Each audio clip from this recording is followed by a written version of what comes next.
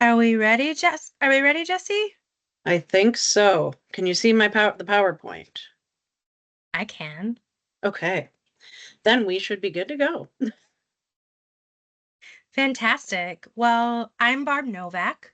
I'm the director of the Office of Literacy at DPI. I've been around for a little more than a decade. And in that time, I've mostly done literacy work. I just finished up some work on the special ed team before coming into this appointed role in June of 2024. I am just so honored by this invitation from Jesse and Dawn. Um, it's not really the invitation that I'm honored by as much as it's been just the tremendous amount of time and patience that Jesse and Dawn in particular have extended to helping me understand what the really important things are about teaching reading to a student who is blind or has a visual impairment. I've learned so very much. Um, and I bring all of that with me to our time together today. Jesse and Dawn, some introductions. If I feel like you are with your work family and that most people already know you, but any introductions or other opening words? Yeah, I can go ahead and I'll introduce myself. I'm Jessie Grober. I don't know if I know everybody in here, so I am one of the education consultants on the outreach team at the Wisconsin Center for the Blind and Visually Impaired, as well as a short course instructor. And I've been, as Barb said, working with her closely on all things Act 20 and our readers and low vision students. And I've been helping a little at the school as well when it came to administering the screener the first time. So, um, yeah. And then Dawn. Hi, I'm Dawn Soto. I'm the outreach director, and thank you for that, Barb. That's amazing. But it's just been a great collaboration. So I'm thankful for all the hard work and all of your questions already that you've asked that we've worked hard to put into, get some answers for. So thank you.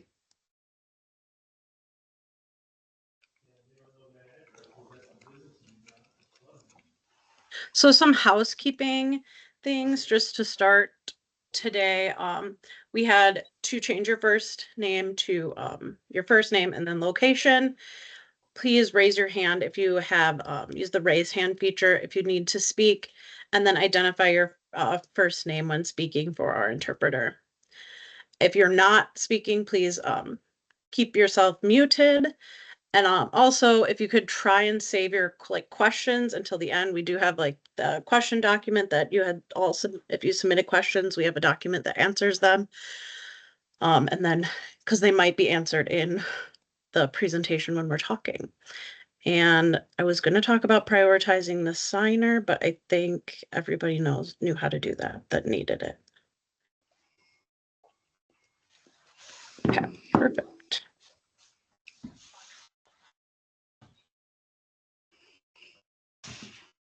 So I want to remind us why we're here. Kids have to know how to read. And I'm thinking about reading really broadly. Kids have to know how to make meaning from printed text, whether they do that through audio, whether they do that through Braille, whether they do that through a combination of different methods. Kids have to be able to read. It's a civil right.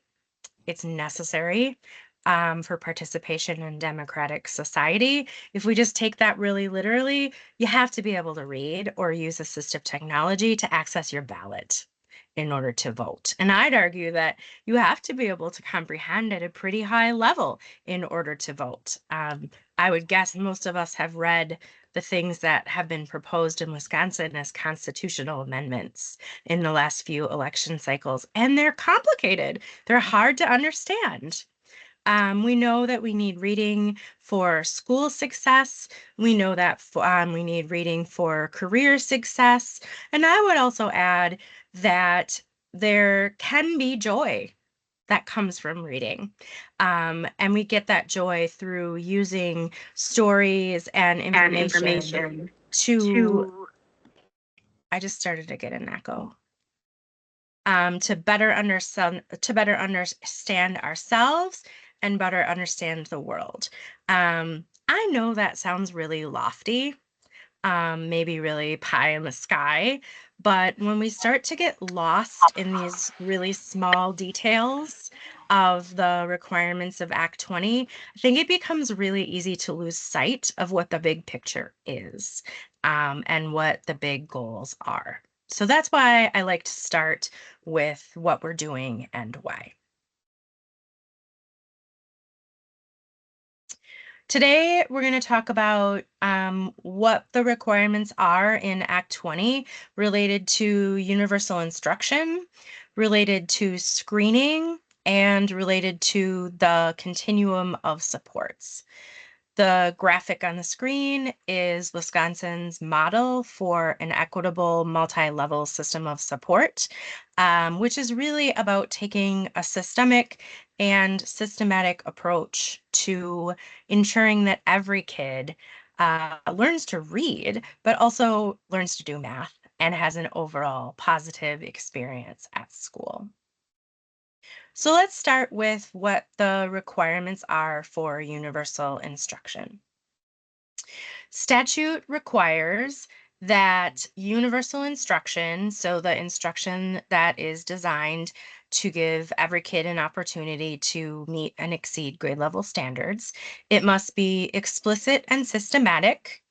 It must include all 9 areas of science-based early literacy without using 3Qing. Now, from the very beginning of these conversations about Act 20, the people in this room, as well as other leaders in your field, have been really clear that this part about 3Qing does play out differently for students with disabilities, which could include students who are blind or have visual impairments. We do have specific guidance on the DPI website about students who are deaf and hard of hearing and what the role of 3Qing in their instruction might be. So let's look a little bit about what it means to provide explicit and systematic instruction in all 9 areas. So, however, universal instruction is currently happening for the students that you serve, it's probably the instruction that's provided by the grade level teacher. Maybe it's called English language arts, maybe it's called literacy, maybe it's just called reading. That's the grade level instruction that we're talking about. So if you are specifically a teacher of the blind and visually impaired, this information doesn't change your role. This information changes what must be provided in universal instruction. So maybe it impacts how you support universal instruction or how you support students in being prepared for universal instruction, but there's nothing about Act 20 that specifically changes the role of a teacher of the blind and visually impaired. I also want to emphasize that all means all. Science-based early literacy is all 9 of these things together. It is not just phonics and phonemic awareness. People who are replacing all of their literacy time with phonics and phonemic awareness, they're not meeting the law. And they're not actually teaching kids all of the grade level standards. So our universal instruction also has to attend to um, building background knowledge, which we know learners who are blind or visually impaired have really specific needs around that. It also has to include instruction in writing. It has to include instruction in comprehension, instruction in reading fluency. So this idea of science-based early literacy is not just about phonics. Let's skip this one for today, Jesse. We can always come back to it. All of the resources for Act 20 are found on the Wisconsin Reads webpage. I'm just looking at my other screens so I can drop a link in the chat for you.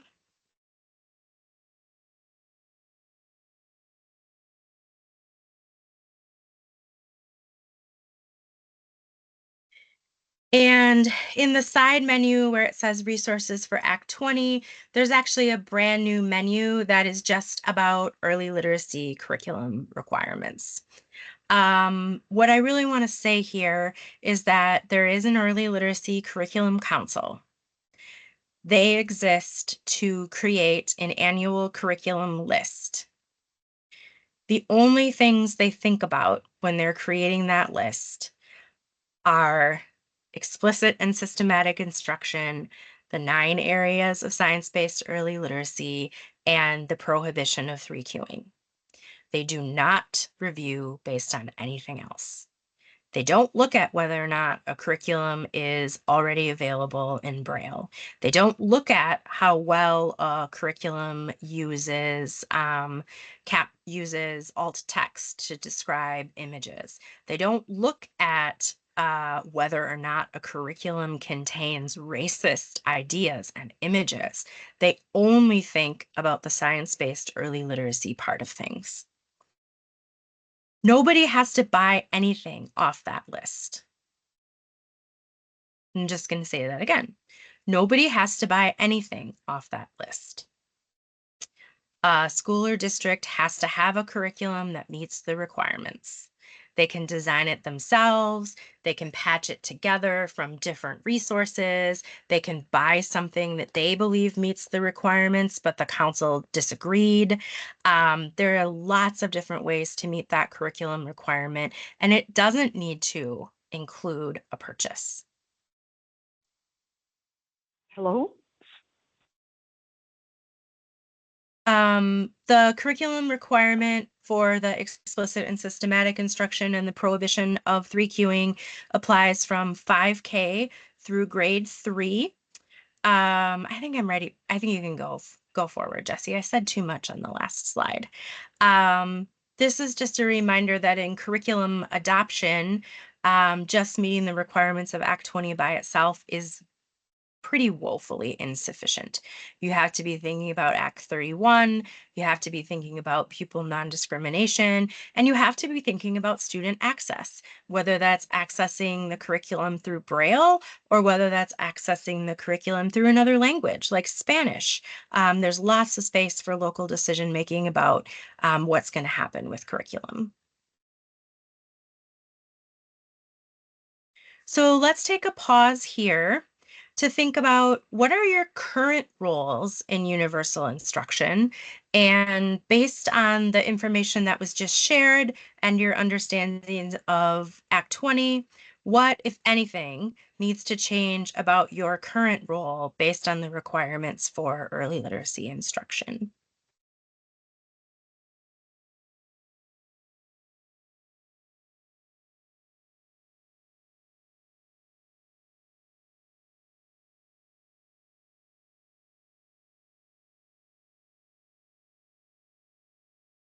Where this prompt came from, there were some questions about what's my role now? Like as a BVI, what can I be expected to, what do I have to do because of Act 20? How is my workload going to change because of Act 20? So that's really where this particular prompt came from.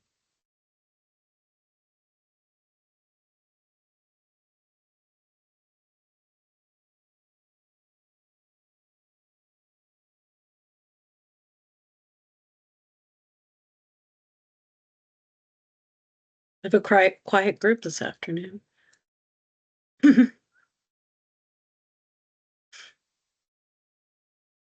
Well, why don't we keep going?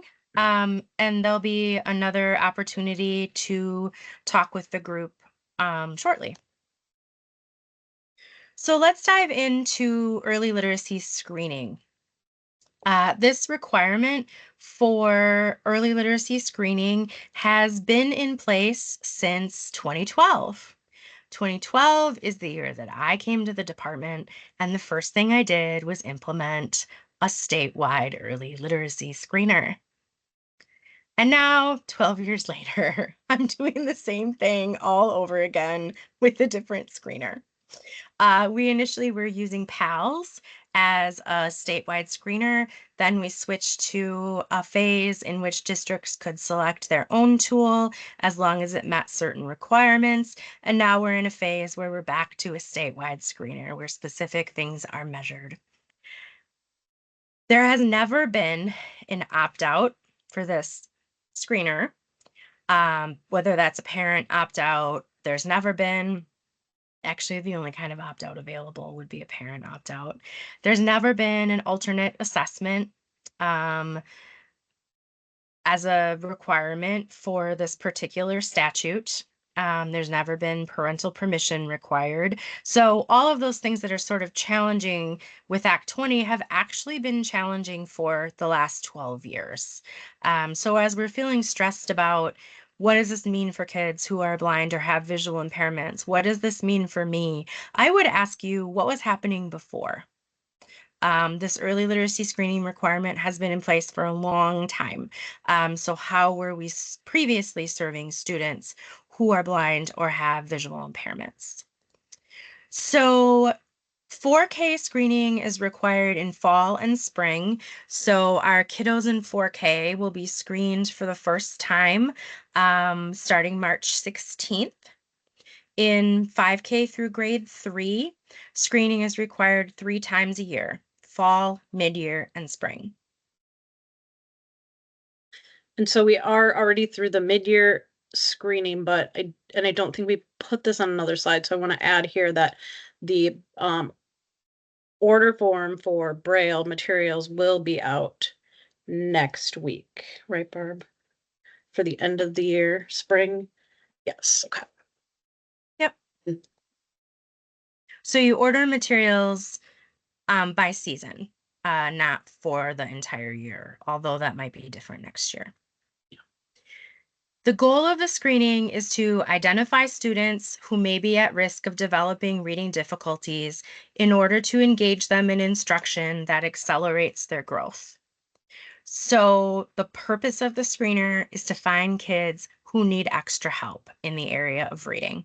If we're going to just really simplify it, we want to find the kids who need extra help, and then we're going to take some additional steps to figure out exactly how we're going to support those kids. So for students with IEPs, there is the option of accelerating or advancing the student to diagnostic assessment. If a student is below the 25th percentile on the screener, the next thing that happens is diagnostic assessment, which is where you're really digging very deeply into what it is that a student needs.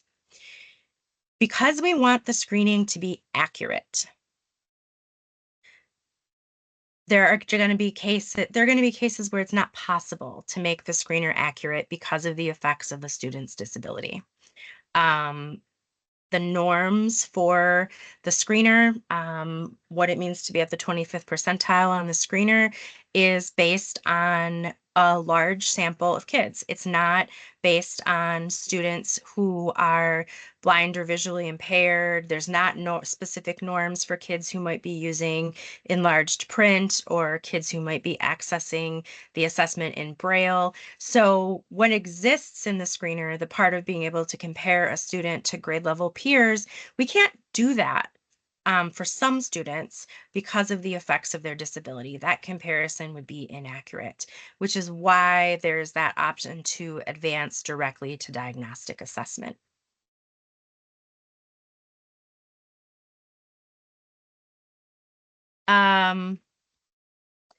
Let's try to take a pause here to talk about the screener, and then I'll come back with the details about the diagnostic assessment. So what are your questions and concerns about screening? What do you want to know more about?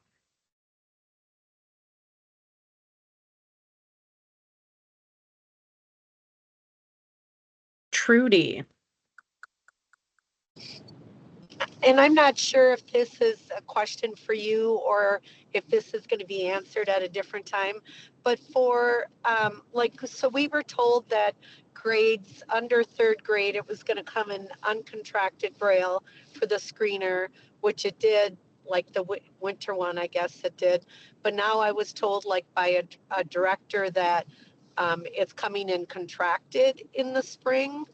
Um, and so I wanted, again, I'm sorry if this is not the time to ask it. But that was my number one question was, how do we know how it's coming? And then if it is coming in contracted and the student doesn't have those Braille skills, I guess, yet. And then my other question was, if so the parts that DPI requires are being produced in Braille, but like the comprehension part that DPI isn't requiring, but the school districts are using, how do we get access to that in Braille for our students who we want to take that part of the screener? Thank you. I think that's you, Jesse. Yeah, I was like, I can answer those for you. So for the contracted and uncontracted part, they for the first application of it, I guess, Pearson didn't have them all available in each grade in contracted and uncontracted. You should be able to choose if you want your students in contracted or uncontracted Braille based on what they've learned to this point in the year for every grade level. You should be able to pick that. I haven't seen the form. I don't know if you have, Barb, that if they are able to pick, but we can definitely follow up with them. So you should be able to choose if you want contracted or uncontracted. And then the reading comprehension part, and I know some people had asked about the oral reading fluency part of the assessment. So there is later in the presentation, we have the question and answers that you asked prior to coming. I linked to Pearson's website, which has a form that you can fill out to get permission from Pearson to produce the materials locally, whether that be in large print or Braille. So like the other materials that your district might be using, like the reading comprehension or the oral reading fluency as like a progress monitoring.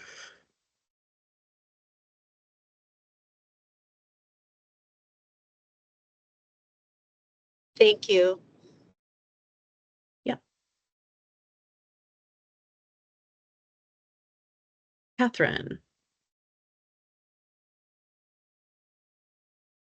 Hi, this is Catherine Kappa. I was just wondering, and I'm not sure if, again, this is the right time to ask or not, but you had begun speaking about the transition from the screener to the diagnostic and how it's possible to, fast track past the screener because we can't really measure our students against their peers. What about on the diagnostic? Because I'm in the middle of giving a diagnostic to a student, and I know there's no way that it is an accurate measurement against her peers. So, how do those scores work out, and how are we providing that information to families showing, yeah, for a blind kid, this student is reading great, but compared to their sighted peers, they fall way below the norm. And so now we have to do all of these other things to support them, even though what we were doing is progressing their knowledge just fine. We gotcha. We gotcha. I think I have some slides just for you. I guess slides are my love language these days. You want me to move on to the next slide then? Yeah. Okay. Yeah, that sounds good. So, the collections of statutes that make up Act 20, like many other statutes and legal documents, are not inclusive. Act 20 does not take into account a student's abilities and disabilities. It doesn't take into account what a student's preferred language is. It treats all students the same. So the department has worked very hard to find flexibilities that do allow you to teach students exactly as the whole entire delightful young person they come to you as. So let's, for the students that are bypassing the screening to the diagnostic assessment, let's think about what's in the law as um, as a lofty goal.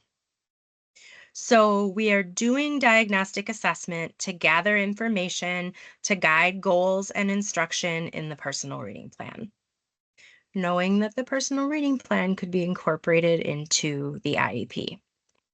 So that's the goal of the diagnostic assessment, to really get in there and dig deep into what the student already knows and what the student needs to know next.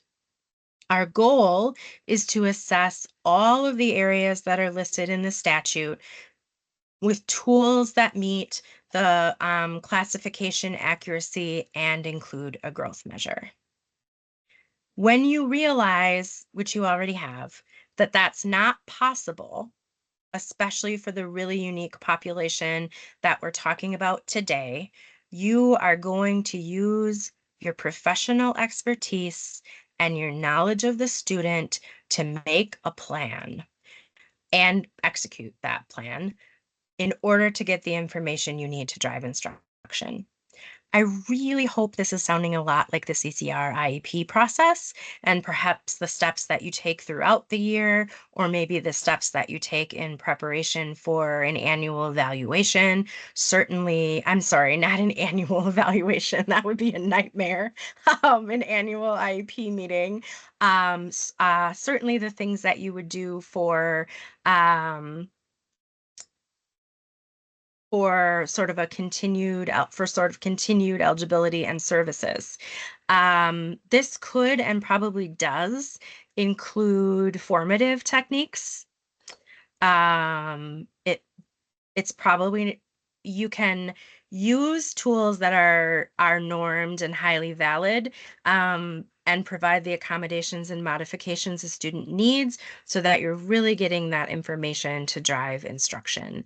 And I encourage you to consider the needs of the whole entire child. We know that I taught middle school for 10 years, so I really know, have a lot of great examples of how intertwined behavior and mental health and social emotional learning are, especially when we're asking a student to do something that they might perceive that they're not good at. So that is part of your knowledge of the student that you'll want to take into consideration as you're proceeding with this diagnostic assessment. And there is a tool at the if you have the Reading Connections book, textbook from APH, there is a tool that they talk about as a diagnostic, and it's at the end of that book. You can also get access to that by doing their reading class on the Hive, on APH's The Hive. And it's specific for Braille readers.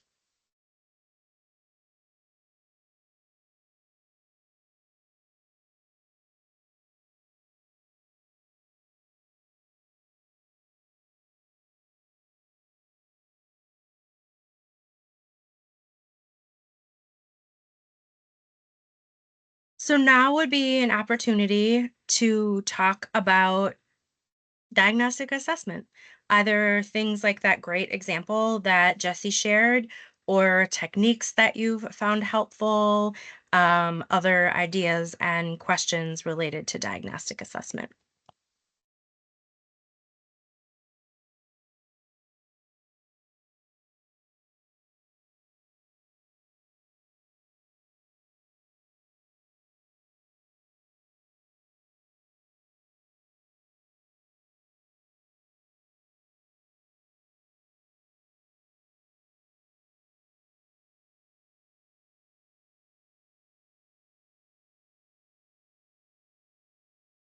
There is also guidance on the DPI website about what if the results of a screening don't match the level of need that we see through other data, whether that's through diagnostic data alone or diagnostic data combined with other sources. And that guidance really leaves space for a situation where what the student needs is additional time to learn and practice Braille with feedback. In those cases, a school can decide that a personal reading plan isn't necessary because the student's needs are being met through specific services. Now, to be in full compliance with the law, a plan does have to be written. However, the only way for DPI to know that you didn't write the plan and instead delivered the IEP services that the kid needs is if the parent files a concern with DPI and says, my kid's school didn't do a personal reading plan and they needed one. But you are in touch with your families and you know them well, and you're bringing them along in full agreement to reach the decision that it's not additional reading instruction that the child needs, it's additional time to learn Braille and practice Braille and receive feedback. So you are opening yourself, a district would be opening themselves up to a small level of risk by not writing a plan. The alternative is to write a plan and write a plan that's mostly about the goals that are in universal instruction and do weekly progress monitoring. That doesn't seem like a wise use of really limited resources.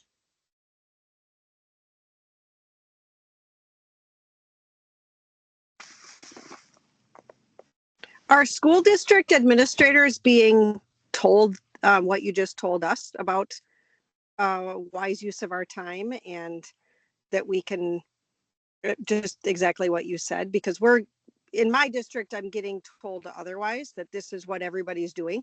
This is the diagnostic we're using. You don't use things other than that. And we're doing reading plans. So I'm not being told, I'm getting told from administration something different than what you just said. Yeah, anybody can sign up for the early literacy listserv. That's where updates about new guidance are announced. So we're relying pretty heavily on that as a communication tool. Many districts, I have anecdotal evidence that there's a tremendous amount of fear about being caught for not following this law. And that is driving people to do exactly what you were describing, Amy, to take a one size fits all. That's what I'm searching for. A one size fits all approach to diagnostic assessment and the personal reading plan.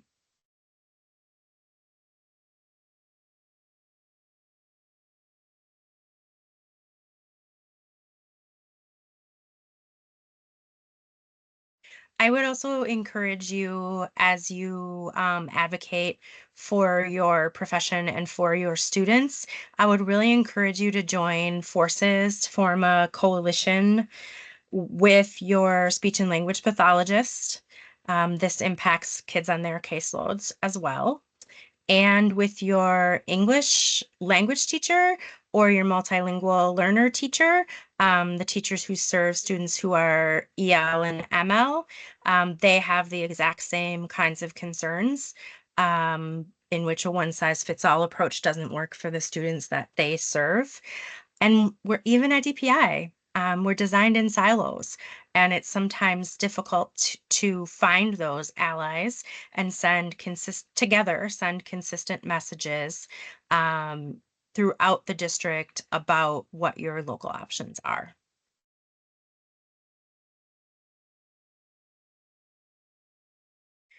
Continuum of supports is DPI speak for all of the things that are offered beyond universal instruction.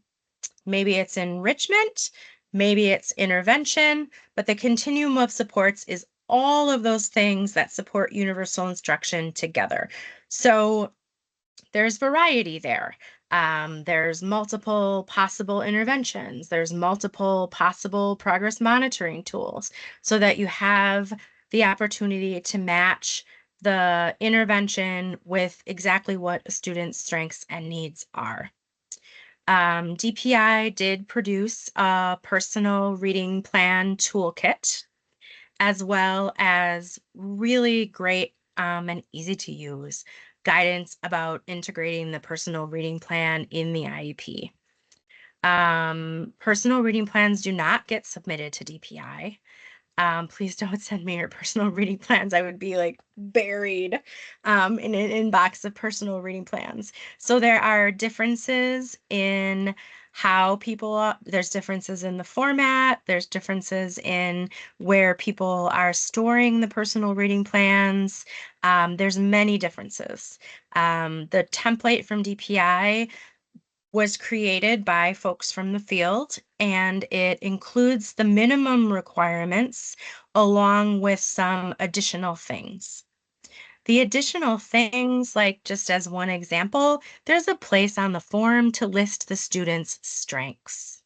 You all have written hundreds of IEPs between you. We know that the strengths are a critical part of the present level of performance, and it can't just be a student's deficits or a student's needs. So the DPI template leaves space to record what a student's strengths are. Does that add a step to the plan creation process? Yeah, it does, but I would argue that that is a really critical step.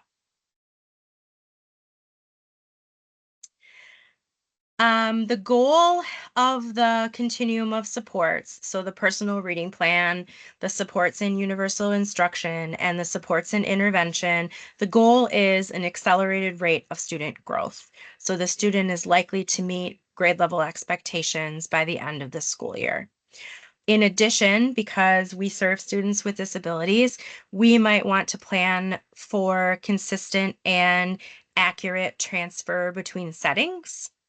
We might want to plan intentionally for collaboration between the educators who serve a student to ensure cohesion for the student. So these are all things that you think about them for the IEP. They're also things that could be built into the personal reading plan.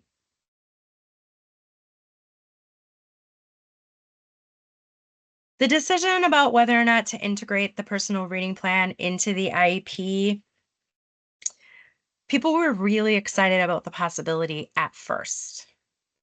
And now my sense is that there's a sort of freedom in keeping them separate. You want them and need them to be consistent with each other. But keeping them separate allows you to make changes to the personal reading plan without having to convene an IEP team. So maybe there's a really large reading goal, a large but specific reading goal in the student's IEP. And then in the personal reading plan, there's some sub goals that lead towards the student meeting that larger goal that's in their IEP. Maybe the progress monitoring in the IEP is the exact same weekly progress monitoring that's required for the personal reading plan. Maybe what's written for intervention in the personal reading plan at least matches, it must match what a student is receiving for specially designed instruction at a minimum. It could go beyond the SDI, but at a minimum, it has to meet what's in the specially designed instruction. So it's a local decision about whether or not to combine. There's a series of parent communications that are required after the screening, after the diagnostic assessment, and a signature on the personal reading plan. That signature is the only thing that wouldn't already be in the IEP.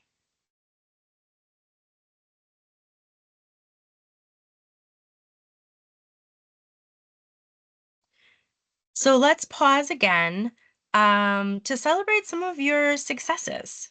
What have you found to be helpful in ensuring children who are blind, visually impaired, or deafblind learn to read? What practices have been supportive or critical? This is really a chance for you to share your knowledge and expertise with each other.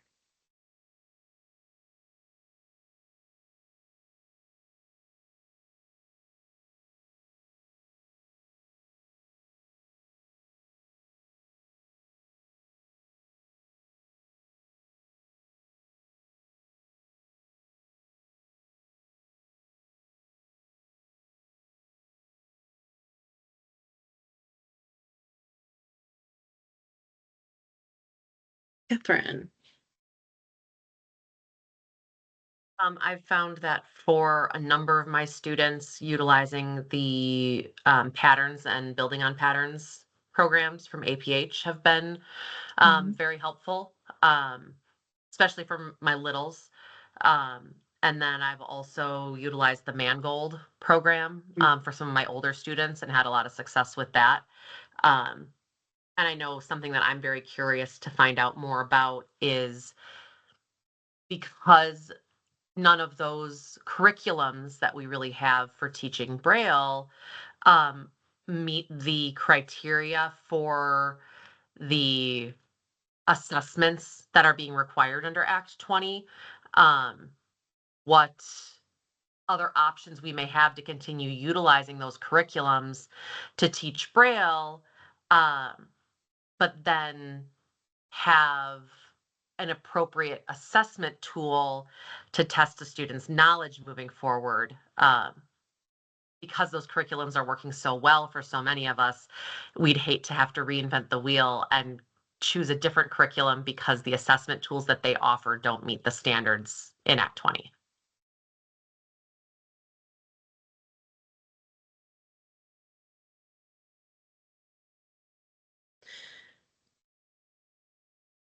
Have you done a use the curriculum crosswalk tool on DPI's website with building on patterns? I've not. Don't I even know what would, that is. okay. So I did it with for the school but you could definitely do it with your teachers um that have your students and they with them like in conjunction to see how because I think you might be surprised that it might be meeting um the requirements. I was under the impression, and it was on an earlier slide, I don't have the numbers written down in front of me, but the mention about it needing to be 70% something with the measurements related to the assessment and how it's measured against other peers. I don't believe that building on Okay, patterns meets this that. for the diagnostic you're talking about. Yes, okay. But So, for curriculum piece, it would gotcha. meet the requirements of Act 20, but the diagnostic piece, okay, I understand what you're saying now. Yeah, Yes. So the testing that we're doing within building on patterns can't be used as the diagnostic in and of itself, but we can well, continue using it as a curriculum. remember the slide that said that I think it's 13 areas of diagnostic assessment and the technical requirements, that is sort of the gold standard. That's the Cadillac Escalade. And when we realize that those tools don't exist for students with needs as specific as the students that you serve, then you're going to use your knowledge of the student and your expertise to substitute, to decide which skills should even be assessed at all, and to substitute assessments that match the needs of your child. So I think if 100% all the time, the only thing you're using are assessments that don't have norms or assessments that aren't standardized, that's a problem. But if you have a sort of a balance of or a strategic use of different kinds of assessments that you're using with a student, then you're getting the information you need to drive instruction. Sometimes you're checking that against something that's really scientific and technical, and sometimes you can't. Um, Oh, So let me just follow up then. So if a student is, say, using building on patterns for a Braille curriculum, and they're doing the regular benchmark checkups in that, but they are also taking the MAP test 3 times a year, and they're taking the forward exam, and they're doing this new diagnostic tool the 3 times a year that it's being required. You only have to, okay, I'm gonna go back a ways. So let's start by separating universal instruction and or specially designed instruction and the assessment part of it. A student throughout all of the experiences that they're offered for universal instruction has to be covering all 9 of those areas with explicit and systematic instruction that doesn't include 3Qing. My guess, which was verified by what Jesse just said, is that building on patterns is going to get to some of it, but might not get to all of it. So then it becomes, I think, a question of how are you going to get to all of it? And that doesn't have to be through a single tool. Then there's the screening. If the effects of a student's disability invalidate the screening, you're going to bypass the screening and go directly to diagnostic assessment. Diagnostic is the full-blown, really comprehensive diagnostic assessment only has to happen once per school year. And let's figure out how to sync that up with a student's annual IEP. So sort of that full battery of looking at all the skills that are possible for a student only needs to happen once a year. This sort of ongoing data collection that you're getting from building on patterns or from another tool, that is where it's at. That's the heart of the teaching, right? Because that's the data that you use to make decisions for the following day or the following week. So by no means do we want to stop that kind of data collection. You could I've got use a it school as the district progress telling me that we have monitoring to do the tool. diagnostic 3 times a year. You don't. And I think that Okay. I can talk to you after this, Barb, but I feel like that isn't clear on the FAQ page either, which is why districts might be saying that. Because I was also under the impression they had to do diagnostics 3 times a year. And I was Yeah. like, whoa. I think every screening period is another opportunity to say, how is this kid doing? Is it still appropriate for us to bypass the screener? Is the student making growth? This is the most important question. Is the student making growth through the services that we are currently offering? If the student is making growth, proceed as planned. If the student is not making growth, figure out why. Maybe it's an attendance thing, maybe it's a mental health thing, maybe we got the wrong intervention, or maybe there's something we need to change about the time of day. Maybe at that point we do need to do some more diagnostic assessment to see if we're even intervening in the right area. So the only reason you'd have to do that diagnostic assessment again is if you are seeing a student is stagnant. And even then, it probably wouldn't be all of it. It would just be those sub skills that that you want more information about.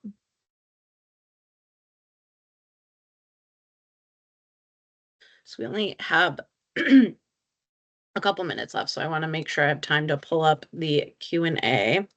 And then I think Kay was gonna, or April, someone was putting that in the chat for me, so you all can take a look at it too. I put word for word in whatever